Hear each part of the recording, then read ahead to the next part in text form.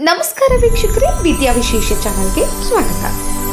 ಇವತ್ತಿನ ವಿಚಾರ ತುಂಬ ಉಪಯುಕ್ತವಾಗಿದೆ. ಎಲ್ಲರೂ ಈ ತಪ್ಪನ್ನ ಮಾಡಿಯೇ ಇರ್ತೀರ. ಈ ವಿಡಿಯೋವನ್ನು ನೋಡಿದ ಮೇಲೆ ಯಾವತ್ತೂ ನೀವು ಇಂಥ ತಪ್ಪನ್ನ ಮಾಡೋದಿಲ್ಲ ವೀಕ್ಷಕರೇ. ಹೌದು, ಅದೇನಂತೀರಾ, ಕೆಲವೊಂದು ಸಮಯದಲ್ಲಿ ನಾವು ಬೇರೆಯವರಿಂದ ಪಡೆದಂತಹ ವಸ್ತುಗಳು ನಮ್ಮ ಜೀವನದಲ್ಲಿ ಬರುವಂತಹ ಯಶಸ್ಸನ್ನು ತಡೆ ಹಿಡಿದ್ಬಿಡ್ತವೆ. ಕಷ್ಟ ನಷ್ಟಗಳ ಆ ವಸ್ತುವಿನ ಜೊತೆಗೆ ನಮ್ಮ ಬೆನ್ನಿಗೆ ಬಂದುಬಿಡುತ್ತೆ. ದಟ್ಟ ದಾರಿದ್ರ್ಯವನ್ನು ತಂದು ಹುಟ್ಟುವಂತಹ ಶಕ್ತಿ ಆ ವಸ್ತುಗಳಲ್ಲಿರ್ತದೆ. ಮೊದಲನೇದಾಗಿ ಪಿನ್. ನೀವು ಪಿನ್ನನ್ನು ಯಾವತ್ತೂ ಯಾರಿಂದಲೂ ಇಸ್ಕೊಳ್ಬೇಡಿ. ಯಾಕಂದರೆ ಕಬ್ಬಿಣದಿಂದ ಮಾಡಿರುವಂತಹ ವಸ್ತುಗಳ ಅಧಿಪತಿ ಶನಿಯಾಗಿರ್ತಾನೆ. ಇದರಿಂದಾಗಿ ಶನಿಯ ಪ್ರಭಾವ ನಿಮ್ಮ ಮೇಲೆ ಬಿದ್ದು ನಿಮ್ಮ ಯಶಸ್ಸು ಕುಂಠಿತವಾಗಬಹುದು. ನಿಮ್ಮ ಯಶಸ್ಸು ಕಡಿಮೆ ಆಗ್ತಾ ಹೋಗ್ಬೋದು. ಹಾಗಾಗಿ ಕಬ್ಬಿಣದ ವಸ್ತುಗಳನ್ನು ಯಾವತ್ತೂ ನೀವು ದಾನವಾಗಿ ಪಡಿಬೇಡಿ. ಅಷ್ಟೇ ಅಲ್ಲ, ಕೆಲವೊಬ್ಬರು ಪಿನ್ನನ್ನು ಮಂಗಳಸೂತ್ರ ಹಾಗೂ ಬಳೆ ಬಟ್ಟೆ ಎಲ್ಲಿ ಬೇಕಂದ್ರೆ ಅಲ್ಲಿ ಹಾಕ್ಕೊಂಡಿರ್ತಾರೆ. ಅಂತಹ ತಪ್ಪನ್ನು ಯಾವತ್ತೂ ಮಾಡಬೇಡಿ ಸ್ನೇಹಿತರೆ. ಇದರಿಂದ ದಟ್ಟ ದಾರಿದ್ರ್ಯ ಬರುವುದ್ರ ಜೊತೆಗೆ ನಿಮಗೆ ಕಷ್ಟಗಳು ಬಂದೊದಗುತ್ತೆ. ಸೊ ಹುಷಾರಾಗಿರಿ, ಯಾರ ಹತ್ರನೂ ನೀವು ಪಿನ್ನನ್ನು ಇಸ್ಕೊಳ್ಬೇಡಿ. ಇನ್ನು ಎರಡನೇದಾಗಿ ಬಾಚಣಿಕೆ. ಬಾಚಣಿಕೆಯನ್ನು ಯಾವತ್ತೂ ಯಾರ ಹತ್ರನೂ ಇಸ್ಕೊಳ್ಬೇಡಿ. ಏಕೆಂದರೆ ಅವರು ಬಳಸಿದಂತಹ ಬಾಚಣಿಕೆಯನ್ನು ನೀವೇನಾದರೂ ಬಳಸಿದ್ರೆ ನಿಮ್ಮ ಜೀವನದಲ್ಲಿ ತುಂಬ ಹಣದ ಕೊರತೆ ಉಂಟಾಗುತ್ತೆ. ಹಣದ ಸಮಸ್ಯೆಯನ್ನು ಈ ಒಂದು ಬಾಚಣಿಕೆ ತಂದೊಡ್ಡುವಂತಹ ಶಕ್ತಿ ಅದರಲ್ಲಿರುತ್ತೆ. ಇನ್ನೊಬ್ಬರು ಕೂದಲನ್ನು ಬಾಚಿಕೊಂಡಿರುವಂತಹ ಹನಿಗೆಯಲ್ಲಿ ಈ ಒಂದು ಸಮಸ್ಯೆಯನ್ನು ನೀವು ನೋಡಬಹುದು.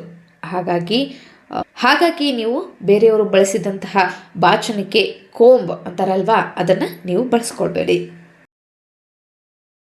ಒಂದೇ ಮನೆಯಲ್ಲಿ ಇರುವಂತಹವರು ಈ ಬಾಚಣಿಕೆಯನ್ನು ಬಳಸಬಹುದು. ಆದರೆ ಬೇರೆಯೊಂದು ಕಡೆಗೆ ನೀವು ಹೋದಾಗ ಅಲ್ಲಿ ನಿಮಗೆ ಬಾಚಣಿಕೆ ಇಲ್ಲದಿದ್ದಾಗ ಬೇರೆಯವರಿಂದ ನೀವು ತೆಗೆದುಕೊಂಡು ಅದನ್ನು ಬಾಚಿಕೊಳ್ಬೇಡಿ.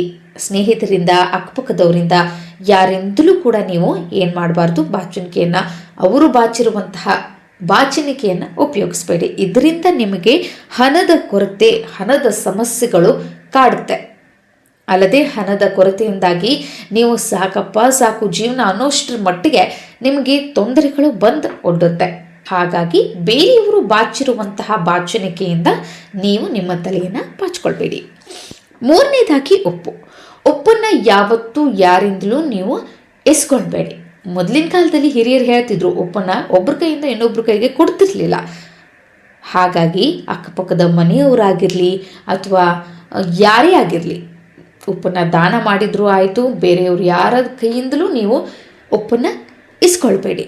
ಇದರಿಂದ ಋಣಬಾಧೆ ಹೆಚ್ಚಾಗುತ್ತೆ. ಋಣಬಾಧೆ ನಿಮ್ಮನ್ನು ಬೆನ್ನು ಹತ್ತುತ್ತೆ. ಋಣಬಾಧೆ ಅಂದರೆ ಏನಪ್ಪ?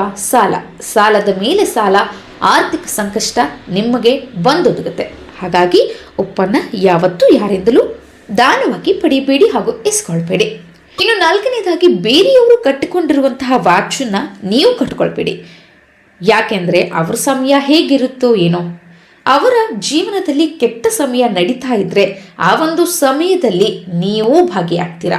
ಯಾರಿಗೆ ಗೊತ್ತು ಅವರ ಒಂದು ಜೀವನದಲ್ಲಿ ಯಾವ ಸಮಯ ನಡೀತಾ ಇದೆ ಅಂತ.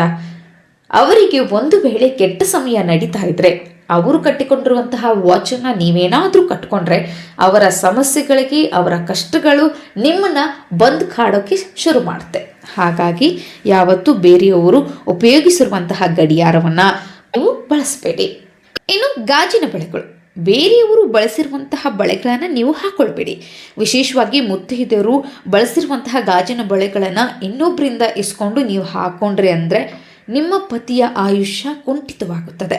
ಅಷ್ಟೇ ಅಲ್ಲ, ಯಾವುದೇ ಮುತ್ತೈದೆ ವಸ್ತುಗಳನ್ನು ಬೇರೆಯವರು ಧರಿಸಿದ್ದರೆ ಅದನ್ನು ನೀವು ಯಾವತ್ತೂ ಹಾಕೊಳ್ಬೇಡಿ.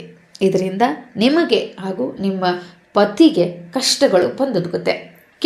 ಕೆಲವೊಂದು ಸಂದರ್ಭದಲ್ಲಿ ಏನಾಗುತ್ತೆ ಅಂದರೆ, ಅತ್ತೆ ಮುತ್ತೈದೆಯಾಗಿ ಸಾವನ್ನಪ್ಪಿದ್ರೆ ಅವರ ಮಂಗಳಸೂತ್ರವನ್ನು ಏನು ಮಾಡಬೇಕು, ಅದನ್ನು ಹಾಗೆಯೇ ಧರಿಸ್ಬೇಕಾ ಅಂತ ನಿಮ್ಮ ತಲೆಯಲ್ಲಿ ಓಡ್ತಾ ಇದ್ದರೆ ಅದು ತಪ್ಪು. ನೀವು ಆ ಮಂಗಳಸೂತ್ರವನ್ನು ಮುರಿಸಿ ಬೇರೆ ಹೊಸ ಚಿನ್ನವನ್ನು ತೆಗೆದುಕೊಂಡು ನೀವು ಆ ಒಂದು ವಸ್ತುವನ್ನು ಧರಿಸ್ಬೋದು.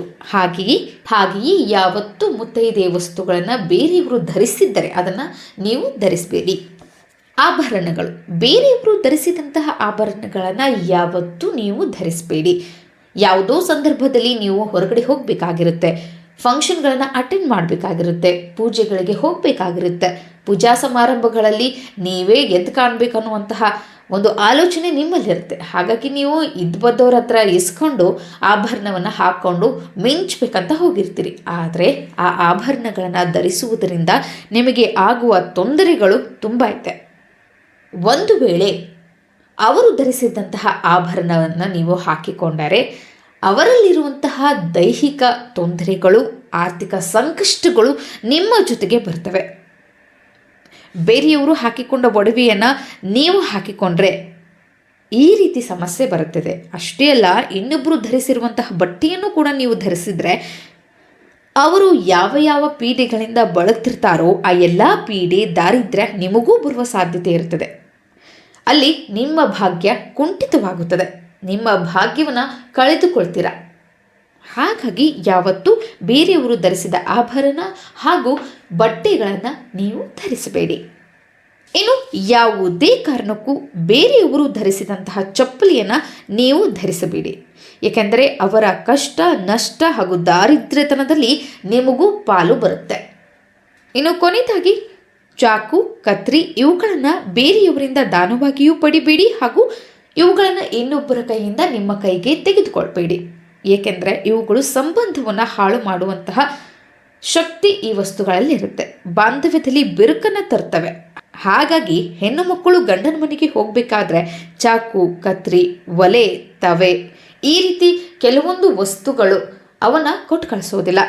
ಬೇಕಾದರೆ ನೀವು ಹೊಲಿಗೆ ಯಂತ್ರ, ಸೂಜಿ, ದಾರ ಇವೆಲ್ಲವನ್ನು ತೆಗೆದುಕೊಂಡು ನೀವು ಹೋಗ್ಬೋದು. ಏಕೆಂದರೆ ಬಾಂಧವ್ಯವನ್ನು ಹೊಲಿಯುವಂತಹ ಕೆಲಸವನ್ನು ಈ ವಸ್ತುಗಳು ಮಾಡುತ್ತದೆ. ಹಾಗಾಗಿ ಈ ವಸ್ತುಗಳನ್ನು ನೀವು ಪಡೆಯಬಹುದು. ನಾವು ಹೇಳಿರುವಂತಹ ವಸ್ತುಗಳನ್ನು ಯಾವತ್ತೂ ದಾನವಾಗಿ ತಗೋಬೇಡಿ ಹಾಗೂ ಬಳಸಬೇಡಿ. ಗೊತ್ತಿದ್ದೋ ಗೊತ್ತಿಲ್ಲದೇನೋ ಎಲ್ಲರೂ ಈ ತಪ್ಪುಗಳನ್ನು ಮಾಡಿರ್ತೀವಿ. ನಮಗೆ ತಿಳಿದೇನೆ ದೋಷಗಳು ಬಂದು ಅಂಟ್ಕೊಂಡಿರುತ್ತೆ. ನಾವು ಎಷ್ಟೇ ಪೂಜೆ ಮಾಡಲಿ, ಪುನಸ್ಕಾರ ಮಾಡಲಿ, ಪರಿಹಾರ ಅಂತ ಮಾಡಿದ್ರೂ ಯಶಸ್ಸು ಕಾಣುವುದಿಲ್ಲ. ಹಾಗಾಗಿ ಮುಂದೆ ಯಾವತ್ತೂ ಈ ತಪ್ಪನ್ನು ಮಾಡಬೇಡಿ. ಈ ವಸ್ತುಗಳನ್ನು ದಾನವಾಗಿಯೂ ಪಡಿಬೇಡಿ ಹಾಗೂ ಬೇರೆಯವರು ಬಳಸಿದರೆ ಅದನ್ನು ನೀವು ತೆಗೆದುಕೊಂಡು ಬಳಸಬೇಡಿ. ಇವತ್ತು ಹೇಳಿರುವಂತಹ ವಿಷಯ ತುಂಬ ಉಪಯುಕ್ತವಾಗಿದೆ ಅಂದ್ಕೊಳ್ತೀನಿ. ಇನ್ನು ಹೆಚ್ಚಿನ ವಿಡಿಯೋಗಳಿಗಾಗಿ ನಮ್ಮ ಚಾನಲನ್ನು ಸಬ್ಸ್ಕ್ರೈಬ್ ಮಾಡಿ, ಲೈಕ್ ಮಾಡಿ, ಶೇರ್ ಮಾಡಿ. ನಮ್ಮ ಚಾನಲನ್ನು ಪ್ರೋತ್ಸಾಹಿಸಿ.